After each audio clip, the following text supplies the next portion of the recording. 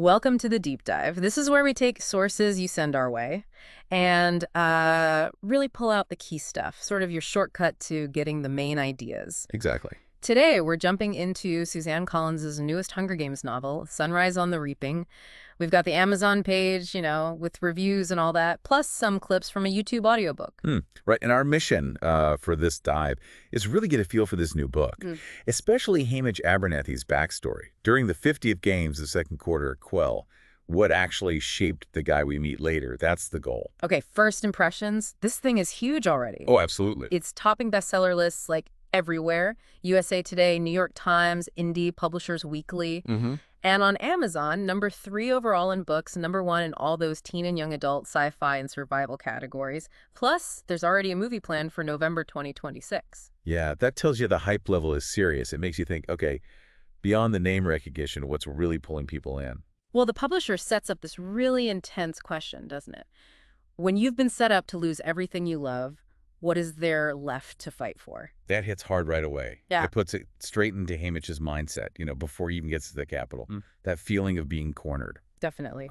And the premise itself is, well, it's brutal Hunger Games, but ×2, basically. Double the tributes for the Quarter Quell. Right. And we're back in District 12, seeing Haymitch at 16. We get hints of his life there. This girl he loves, a younger friend, someone into the betting odds. Which says a lot about District 12 life, doesn't it? It really does. And even like a stuck-up girl, just these snapshots of his world. And that phrase from the summary, set up to fail. That feels significant. It's not just the games are unfair. It feels like something deeper is stacked against him personally. But he still wants to fight. There's that spark, even if he feels doomed. It makes you ask, okay, what is he fighting for then, if he thinks it's hopeless? Good question. And the YouTube bits give us a closer look. Yeah, it opens on his 16th birthday, which happens to be Reaping Day. Talk about bad timing. And his first thought is, it's pretty much downhill from there. I mean, wow, that tells you everything about the mood in District 12. It really does. And what I found interesting in that opening was the contrast. He's thinking about the basics, the gritty, dark stuff made from the Capitol flower, but then also these little things, birthday cornbread, finding plums in the woods. Small comforts mean everything when you have nothing. Exactly. It shows the scarcity, but also those tiny moments of, well, not joy exactly, but something better. It grounds him. And he still has responsibilities, right? Filling the cistern for his mom's laundry. He even wants to see this girl, Lenor Dove, but chores come first. Shows he's still connected to that life, his family, before the Capitol just rips it all away. Which connects to the atmosphere described just before the Quell. The fear, the nightmares, Haymitch trying not to think about 2 Hunger Games in one. The whole district is just bracing for impact. Knowing the odds are even worse this time, twice as bad. That's got to feed his cynicism. Then the reaping itself, the audiobook calls it unusual, perhaps even unlawful. Ooh, that's interesting. What could that mean? Some kind of rigging from the start. We don't know yet. But anyway, he's reaped. He's on the train. And this is where Plutarch Heavensbee comes in surprisingly early. Right. And Haymitch is immediately conflicted about him. Yeah, he hates the way Plutarch uses his family for the cameras, but he also thinks maybe Plutarch helped keep Lenor Dove safe, at least for that goodbye scene. So Plutarch is shady from the get-go in Haymitch's eyes. Not good, not bad, just operating. Exactly. You wonder about Plutarch's motives even back then. What's his angle? And we meet the other tributes from 12. Luella McCoy, Haymitch calls her kid, feels protective. Which just highlights how awful it is sending kids into this. Then there's Wyatt. Haymitch doesn't trust him because his dad bets on the games. Shows how the capital system makes people turn on each other, even back home. Grim. And the audiobook mentions that as soon as they arrive in the capital, that connection Haymitch had with Lenor Dove just shatters. Poof. Gone. The capital isolates them immediately, breaks down their support systems. It's psychological warfare, too. And the capital itself, it's just bizarre. He meets Mavely, another tribute, and she's instantly asking about his birthday gift from my girl. Their private lives become instant public fodder. Yeah. And the audiobook points out the Capitol's own slogans, like no peace, no prosperity, no hunger gains, no peace. Like, they need to keep repeating it to themselves. It almost sounds like they're trying to convince themselves as much as anyone else. Maybe things aren't as solid as they seem, or maybe it's just constant reinforcement. And that encounter with Drusilla, obsessed with cake frosting while these kids are heading to their deaths. Perfectly captures the Capitol's detachment. The huge gap between their reality and the districts. Oh, and this detail is interesting. The Peacekeepers don't bother chaining the District 12 tributes. Why it even says something like unlikely winners. Yeah, like the Capitol doesn't even rate them as a threat worth chaining up. Could that actually help them somehow, being underestimated? Maybe. So Haymitch gets thrown into the Capitol machine, the peculiar prep team. Yeah. You just know that's going to be weird. And he sees other victors we know, Beatty, Mags, Wires. Right. Reminders of the cycle of trauma, what it means to survive this thing. Mags' mentoring seems key in the excerpts. She's been through it, her view has changed, she asks them what they actually want. And Haymitch. Protect his loved ones and a quick death. That's grimly honest. Wyatt also wants a quick death, which is extra sad knowing his family bets on him. And Mavely just doesn't want to beg. Basic dignity. So powerful. And Haymitch sees Lenor Dove's parents, Sashi and Pa. It just makes his personal stakes so real amidst all the Capitol craziness. He also notices Mavely's bruises, remembers holding Luella up for Snow. Yeah. It connects all the violence, big and small. Plutarch is still hovering, watching them, questioning if they're just accepting their fate. But Haymitch isn't totally broken. He shows off some knife skills, even if he's a bit shaky. And Plutarch gets assigned specifically to cover District 12. That feels intentional. Like he already sees something in Haymitch. Maybe. A spark. Something he can use later. Could be the start of Plutarch's very long game. Then they actually form an alliance. Unexpected, right? Non-careers. Yeah, with tributes from Districts 3, 7, and 8. Yeah. Ampet, Ringa, Welly, Miles, some others mentioned. It's that instinct to connect, even there. And Mavely, surprisingly, becomes popular within the group. She's good at decorating their tokens. It shows how small things, creativity, kindness, can build bonds even in that hell. But District 11 is still undecided, adding some tension. But then things get really weird. President Snow introduces a fake Luella McCoy.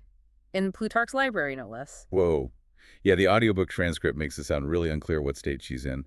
Drugged, programmed. It's super disturbing, the Capitol messing with our heads like that. Total psychological manipulation. Sowing distrust. Breaking their sense of reality. Chilling stuff.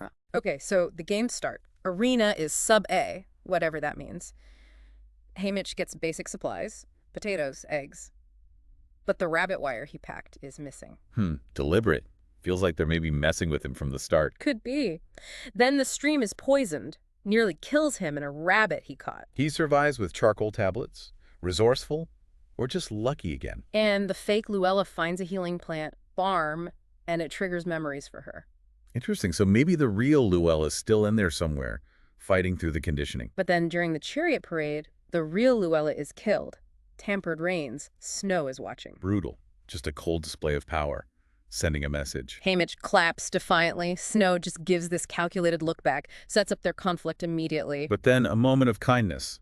A sponsor sends grape juice. A taste of home. Yeah, maybe someone in the Capitol has a conscience. Or just playing favorites. Hard to say.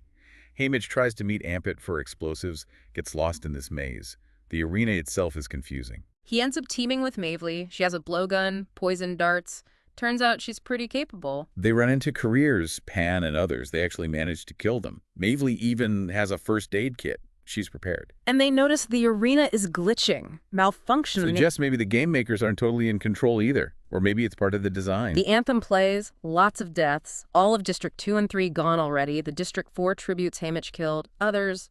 Brutal start. Yeah, it sounds like a real bloodbath, even faster than usual maybe. They meet Hull and Shory from 11. Then comes this awful porcupine mutt attack. Horrific. Hull gets hit, dies, even though they have an antidote. Shows how deadly those mutts are. But then, another gift. Bean and ham hock soup from Mags. Wow. Mags again. A little bit of humanity reaching into the arena. Haymitch and Mavely get closer, agree to be sister. That's powerful. Finding family in that place. But the arena isn't done. Another porcupine attack. Hits Hull again. Quills explode outwards. Nasty. Then things get really wild. Game makers actually come into the arena, into sub. What? Why? We don't know, but Mavely and another tribute, Marit, actually kill them. They kill game makers. That's insane. Unheard of. Total rebellion inside the arena, the Capitol's response. Immediate tear gas attack from a hovercraft. Haymitch freezes, Mavely is furious. Understandable reaction from both, really. Yeah. Shock versus rage. They find a potato light kit in Mavely's bag after the gas clears. Useful, but then the anthem. Yep. Let me guess. Mavely and Merit. Yep, eliminated. Swift payback for killing the game makers. Capital doesn't let that stand. Haymitch then decides he needs to protect Welly, one of their alliance members, from another tribute, Silka. Okay, showing that protective instinct again. But he gets there too late. Silka kills Welly and admits she attacked her earlier. Betrayal within the alliance. Oh, man. The games just corrupt everything. Haymitch must be horrified. Silka's justification sounds chilling. And after it's all over, the Capitol just spins the whole story. Of course they do. The audiobook says they edit everything. Game maker deaths. Yeah. Gone.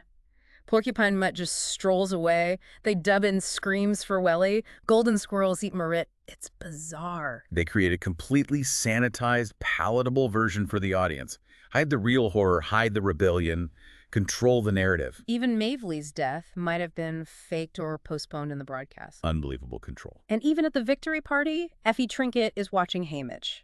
Always watched. The surveillance never stops. But the biggest blow comes from Plutarch. What now? He tells Haymitch, Lenor Dove. She was never released. She's still captive at the base. Oh no, that's devastating. Utterly devastating for Haymitch. Explains why he becomes the most compliant tribute. His spirit is just crushed. All that fighting, surviving. Yeah. For nothing. Worse than nothing.